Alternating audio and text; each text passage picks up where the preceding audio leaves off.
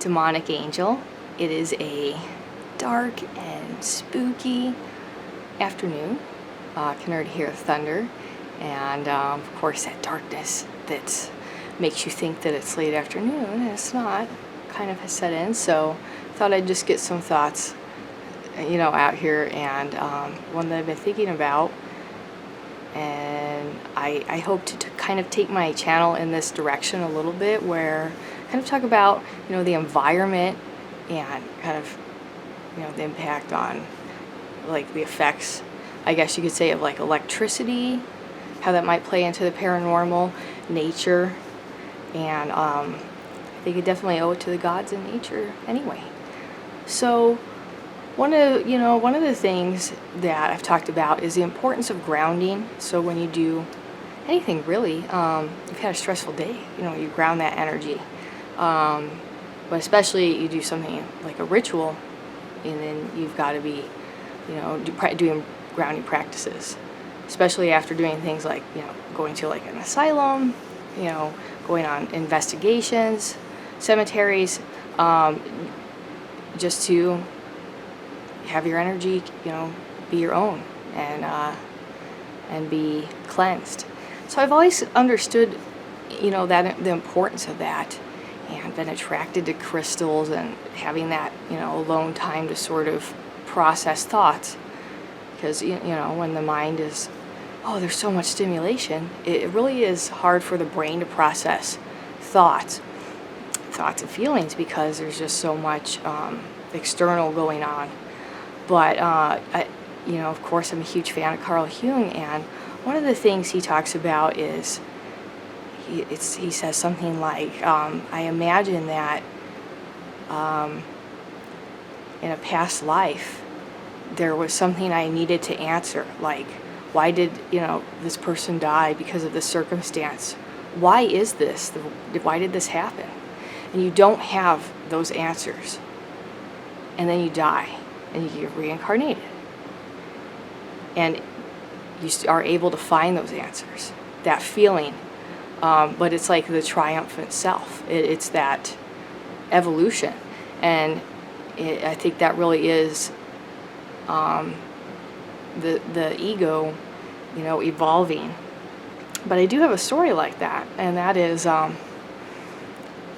in my last life, I have talked about this, kind of just, it's been a couple of years, but I talked about, some of the, memories I have of my last life, which have actually, grown over the years. First I thought it was a ghost, but it's kind of different, because it's like from the perspective of a first person, really. So I see it that way. In my last life, something I've been able to remember since I was really young. In my last life, I lost my husband to the Spanish flu of 1918. And I had young kids, really young. And I went outside because I was going to hang myself, kill myself. That was after spending what I take to be a few days with the dead body. And it was just because it was what I can now understand as shock, traumatic shock. But it was like it's like nothing I have ever experienced again. And so that's because of that strong impression it has played in my mind and dreams ever since, even when I was a kid, but the moment of like that, it wasn't like I hate life. It was more of a, disassociated shock. And so but in my last life, I went outside, and, I was approaching this tree. And when I got to the tree started talking to me.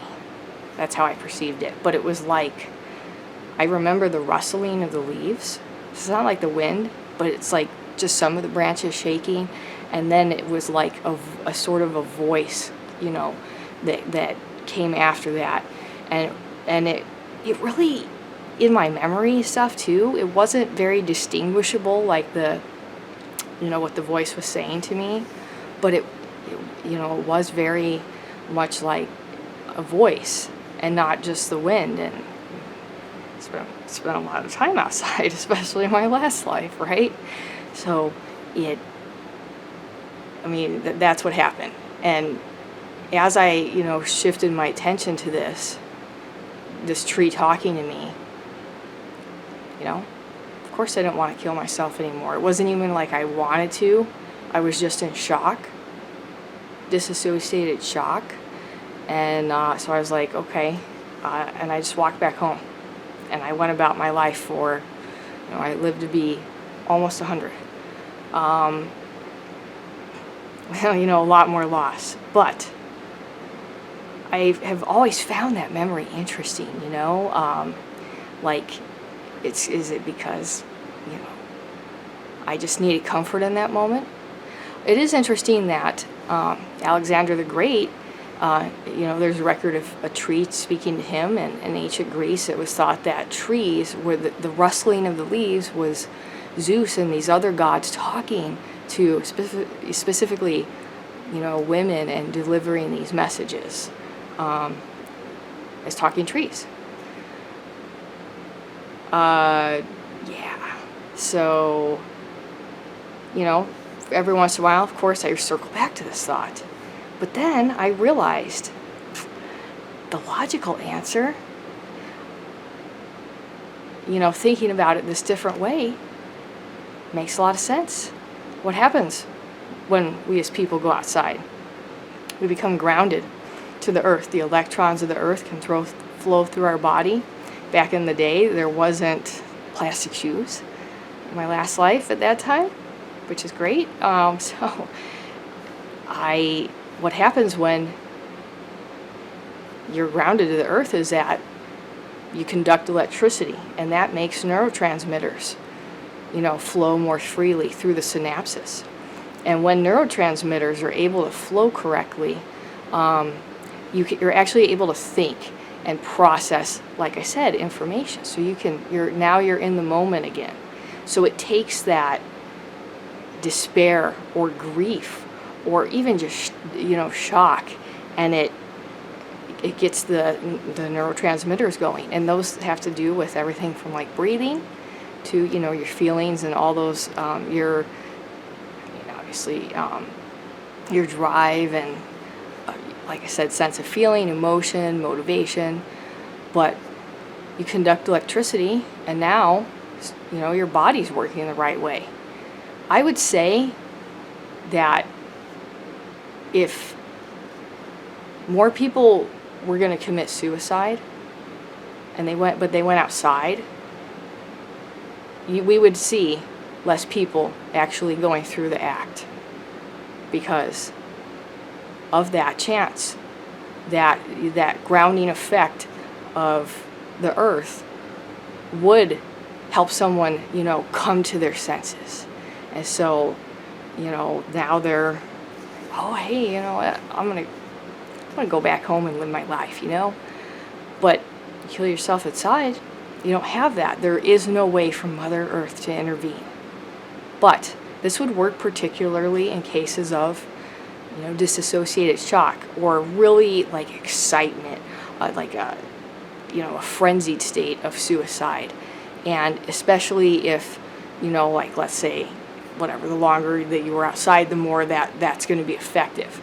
But even somebody going out in the backyard, and if they're standing on the earth just a few minutes, there's a good chance that they won't go through with the act.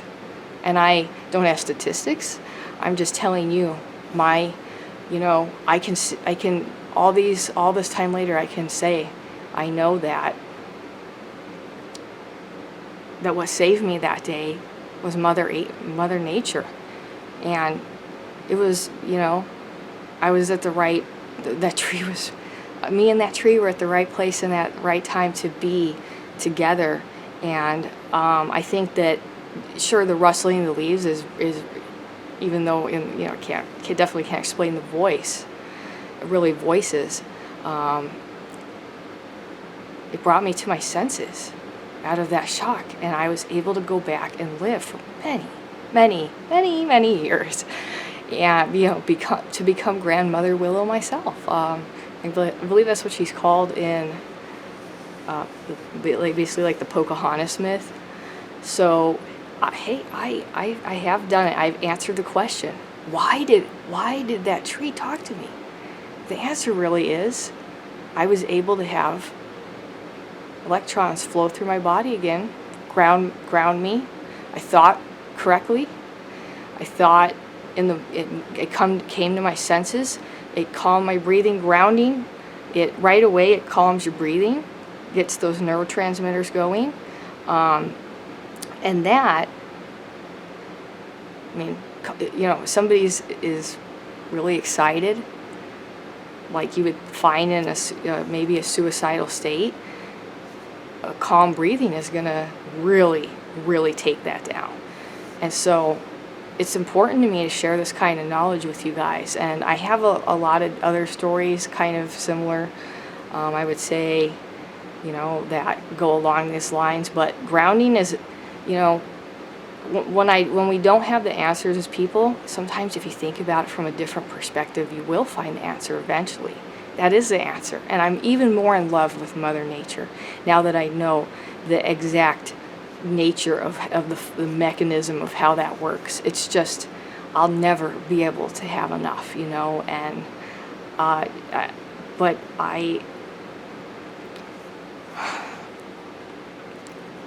it's breathtaking.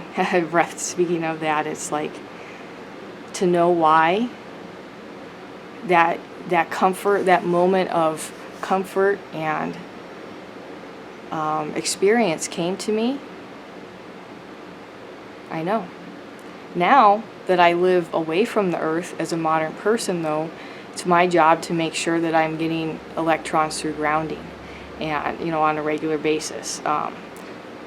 And that way I could take this knowledge, share it with and apply it to myself and the world, because it is very, very, very important. The human body is electrical and chemical, but electrical first, really. So people today in homes, we don't get, your carpet stops you from being connected, grounded. Because we're always getting shocked by static electricity. And so that's kind of why, our old grandmas used to say, take those shoes off, stop sitting in front of the fucking TV.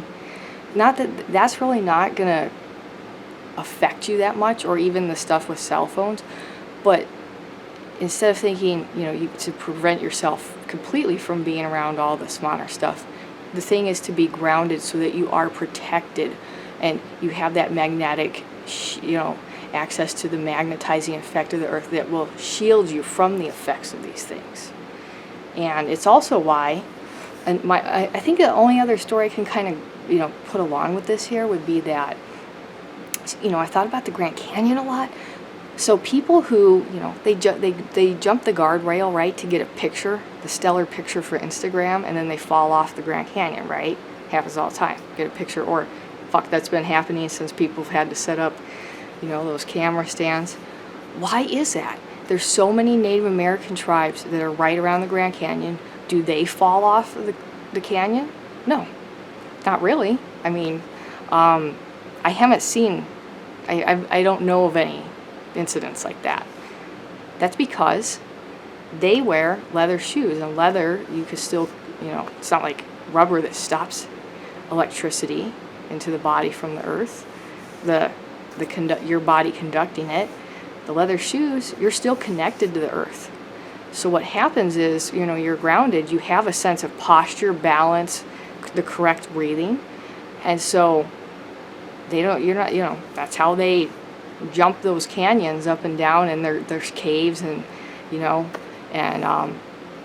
it's because they're grounded. It's not a spiritual mystery per se. It is a literal, logical understanding that is the most simple explanation is the best, understanding, really. So You know, I mean, everybody else who's wearing these rubber shoes is not grounded at that moment to the earth. And so your breathing with the earth is off because the earth has it vibrates. And, you know, when you are grounded, that will match the vibrations of the earth. And so, you know, but the sense of posture and balance is definitely affected too. So you're not quite off. It's not like you're stumbling, right? Because we're modern people, but you are not really that aligned. And it is why we trip and fall, and, you know, it's very easy because we're ungrounded. So, you know, you're wearing these rubber shoes and you're going up the Grand Canyon, you know, you can easily have an accident because you're ungrounded. And, you know, the natives, they just make their shoes out of earth, and they're still part of it. So the earth is conscious and is trying to put this message out to people.